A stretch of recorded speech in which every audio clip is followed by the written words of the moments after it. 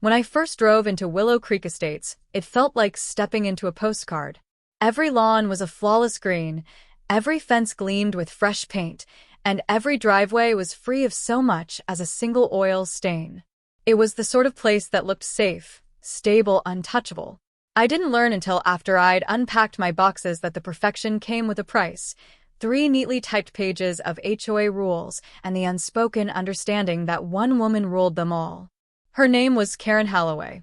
Karen was the HOA's vice chair, though vice didn't do justice to how much authority she held. She wore her position like a crown, her posture straight, her tone clipped, her eyes scanning everything as if she were perpetually inspecting soldiers in a parade. Even her smile was an exercise in control, thin, precise, calculated. In our first week, she came by unannounced, clipboard in hand, to welcome me. Her gaze flicked to the small coil of garden hose by my garage. "Just so you know," she said, "unsecured outdoor equipment is considered an eyesore. We have standards here." I thought it was a one-off comment, but it wasn't. A week later, I found a yellow warning slip taped to my door. Driveway parking must be front-facing. I had backed in to unload groceries. Then came the notice about my hedge, which apparently exceeded the approved height by an inch.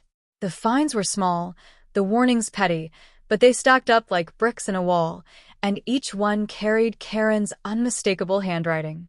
I started to feel less like a homeowner and more like a tenant in a kingdom I hadn't agreed to join. Still, I swallowed my irritation.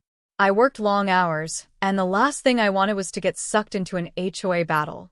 My plan was simple: keep my head down, play by the rules, and let Karen focus her scrutiny elsewhere. That plan lasted until the second Saturday in May. I was on my back patio, coffee in hand, listening to the hum of bees in my garden. A faint metallic clink interrupted the peace. Then came the low thump of bass, muted at first, then steadily growing louder. Curious, I stepped to the edge of my yard. What I saw made my stomach knot. Rows of folding chairs, all in crisp white covers, stretched across my lawn like a miniature amphitheater. At the far end, a wide white tent rose over the spot where my vegetable garden had stood the day before. Strings of lights dangled from poles hammered into my soil. A group of people bustled around with trays, floral arrangements, and linens. And there in the center was Karen. She wore a wide-brimmed hat and carried a clipboard, gesturing to workers like a general on a battlefield. I walked straight to her. "Karen, what is going on?" She turned with a slow, almost bored smile. "Oh, good morning. We're just setting up for my daughter's wedding." "In my yard?" "Technically," she said, tilting her head. "This section of your property borders the community greenbelt. The HOA guidelines allow for community use of that portion." "That's not a greenbelt," I snapped. "That's my grass. My garden. My property." Karen's smile didn't waver. "It's just for the day. We'll clean up afterward. You're welcome to attend." She pivoted, already moving toward another cluster of decorations. I stood there, heart pounding, watching strangers hammer stakes into my yard as if I were invisible. Every instinct told me to throw them out, but I'd seen enough of Karen's rulebook to know she thrived on confrontation. If I gave her reason, she'd find a bylaw obscure enough to bury me in fines. By noon, the setup was complete. The tent loomed over my property like a massive intruder. Tables draped in white cloths waited for guests. My flower beds were trampled, my porch crowded with boxes of champagne flutes. From inside my kitchen, I caught glimpses of Karen directing traffic. She laughed easily with vendors, flashing that same smile that had come with my first friendly warning. Her guests would see her as a generous hostess. They would know she'd built her perfect day by trespassing and taking what wasn't hers. I tried to focus on other things, but the bass of the test speakers pulsed through my walls. Each beat seemed to sync with the thud of my pulse. This wasn't just about grass or gardens anymore. It was about ownership. About being told, in my own home, that my boundaries didn't matter. And, the worst part? She was enjoying it. As the afternoon shadows stretched long, I stood at the window, coffee cold in my hand, and I made myself a promise. Karen might have the rules. She might have the board's ear. But I had something she didn't expect: patience and a willingness to wait for the right moment. When it came, I wouldn't just get my yard back. I'd make sure she thought twice before stepping on it again. By the morning of the wedding, my yard was unrecognizable. Where I once tended tomatoes and basil, there now stood 2 buffet tables draped in white linen. My flower beds were buried under rented flooring, and the fresh mulch I'd laid a week earlier had been flattened into dull, lifeless patches. Karen strutted among the workers like a monarch overseeing the construction of her palace. She adjusted centerpieces, tapped her clipboard, and gestured toward my porch as if it were part of her rented venue. I stepped outside, forcing my voice to remain even. "Karen, I need to talk to you." She barely glanced at me. "Make it quick. We're on a schedule. I never gave you permission to use my yard. This is trespassing." Her smile was a scalpel. "You really should review the HOA's shared space clause. It's perfectly within our rights." She turned back to the florist, dismissing me without another word. I could have called the police, but I knew the likely outcome: confusion, a shrug, maybe even a lecture about civil disputes. And Karen would spin it into a story about the difficult neighbor who ruined her daughter's wedding. By the time guests began arriving at 4 o'clock, I had retreated to the house, watching from the shadows of my blinds. Women in heels minced across my lawn, their shoes sinking into the turf. Men balanced drinks on my porch railing as if it were theirs. Laughter and music bled into my walls, filling every corner of my home with someone else's celebration. I recognized a few neighbors in the crowd. Some offered me polite nods, others avoided my gaze entirely, as though acknowledging me would somehow make them complicit in the theft of my space. During the speeches, Karen took the microphone. She stood beneath the tent's central arch, her face glowing in the soft light. "I want to thank everyone for being here on this special day," she said. Then, with deliberate slowness, she turned toward my house. "And, of course, a huge thanks to our wonderful venue for being so accommodating." Her smile lingered just long enough for me to understand. It wasn't gratitude. It was a challenge. That single look did more damage than every warning slip she'd ever written. I realized in that moment that she didn't just see my yard as community property. She saw me as someone who could be pushed, molded, and made to yield. This wedding wasn't just about convenience. It was about establishing dominance. When the toasts ended, the music rose again, heavier this time. The bass thumped through the floorboards, a steady, pounding reminder of my powerlessness. Guests leaned against my sliding door, laughing too loudly, leaving condensation rings from their drinks on the glass. Around 9, I heard the unmistakable scrape of someone trying to open the door. I stepped into view, and the man on the other side blinked, startled, before muttering something about looking for the bathroom. I didn't respond. I just locked the door and drew the curtain. From that point on, I stopped seeing the event as an invasion and started seeing it as evidence, fuel for whatever came next. I filmed snippets of the yard, careful to capture the muddy footprints, the cigarette butts ground into the soil, the line of cars parked halfway onto the grass. By midnight, the music had faded to a low hum. Guests drifted away in clusters, leaving behind an aftermath of litter and damage. My yard looked like the remains of a battlefield, trampled, scarred, and stripped of everything I'd nurtured there. I stood in the middle of it, the smell of spilled wine and damp earth thick in the air, and I felt a calm settle over me. Not resignation, focus. I knew better than to strike in the heat of the moment. People who lash out too soon make sloppy mistakes. Karen was too practiced, too skilled at turning situations to her advantage. No, I needed something that would make her regret every inch of ground she'd taken from me. Something she couldn't spin into a tale of martyrdom. As I turned toward the house, I glanced back at the torn-up soil beneath the tent poles. In the dim light, the indentations looked like open wounds in the earth. I decided I was going to leave a scar of my own, one she couldn't cover with grass seed and polite lies. And I knew exactly where to start. Sunday morning arrived gray and heavy, the kind of sky that promised rain but never delivered.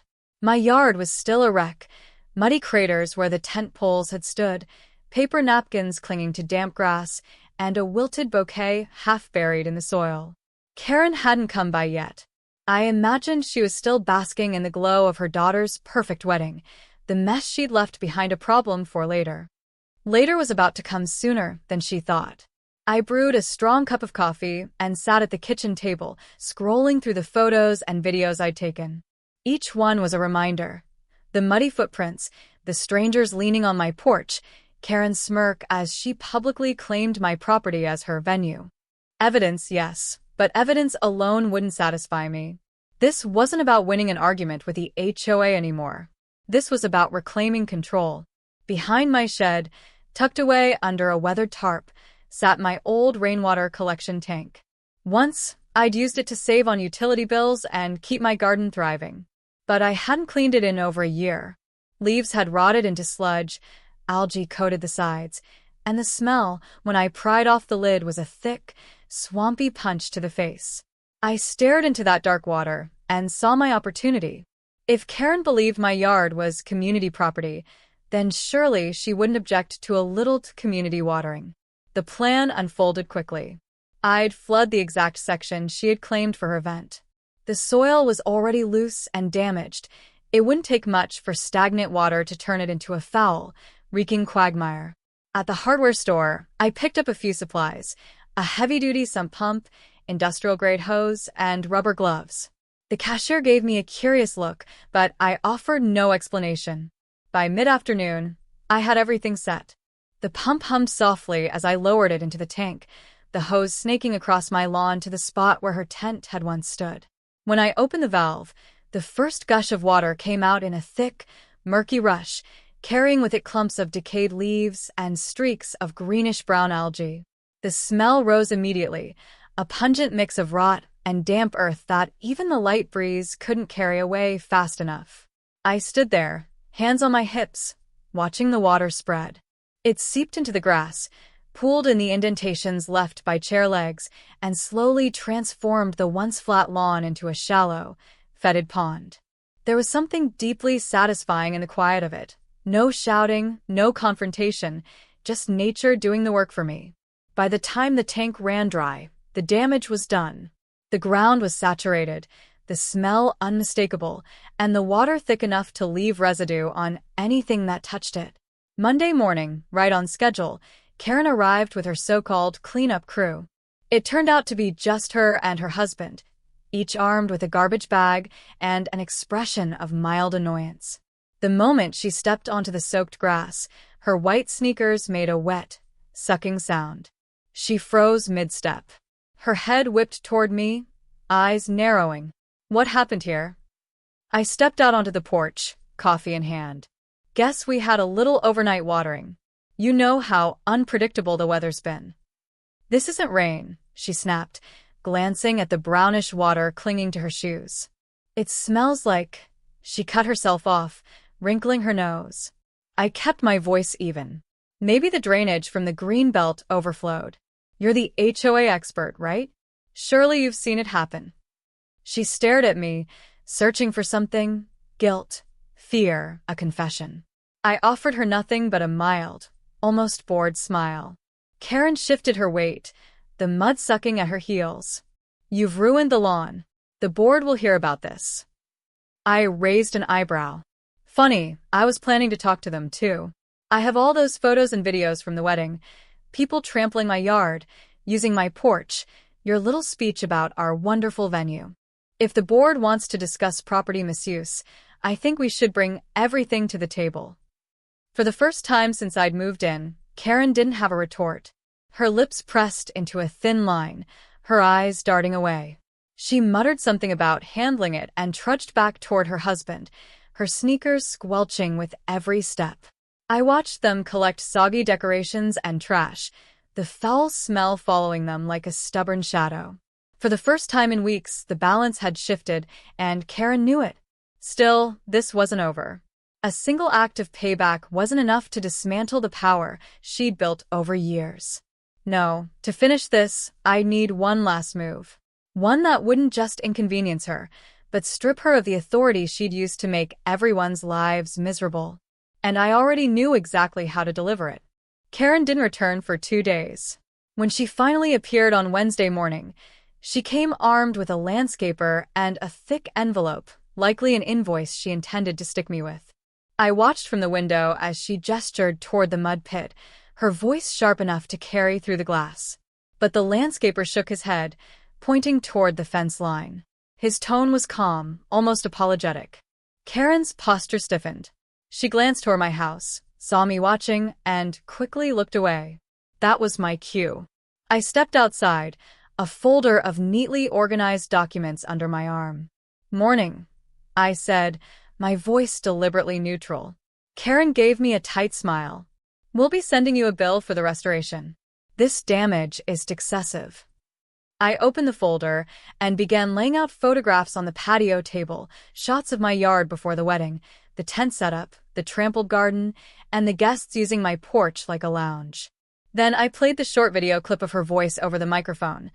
"A huge thanks to our wonderful venue." Her smile faltered. "I've also printed the HOA bylaws," I continued, sliding the stapled packet across to her. "Nowhere does it grant permission for private events on another resident's property without written consent. That's a violation by you." Karen's fingers tightened on the edge of the table. "You think the board will side with you?" "I don't think," I said evenly. "I know. And just so we're clear, I've already scheduled time at the next meeting. These," I tapped the photos, "will be presented to everyone." For the first time since I'd moved into Willow Creek, Karen looked cornered. She left without another word, her landscaper trailing behind her. The meeting came a week later, held in the HOA's cramped community hall. The room was full, more neighbors than I'd ever seen attend. Karen sat near the front, her posture rigid, eyes fixed on a point above my head. When my turn came, I stood and walked to the podium. I didn't raise my voice or embellish. I simply laid out the facts: the trespassing, the damage, the misuse of shared space as a loophole, the photos and video evidence. Murmurs rippled through the crowd. A man in the back, Mr. Avery from 3 houses down, spoke up. "She did the same thing to us last Christmas. Said we couldn't have our lights up before December." Another voice joined in. "She fined me for my mailbox paint peeling. But her own fence is warped." The chairwoman of the board, a reserved woman named Linda, tapped her pen on the desk. "Karen, do you have a response?" Karen's voice was steady, but her hands twisted in her lap. "It was a misunderstanding. I believed the greenbelt extended further into the property. I may have overstepped." It was the closest thing to an admission I'd ever heard from her, but it wasn't enough to sway the room. The board deliberated briefly before announcing their decision.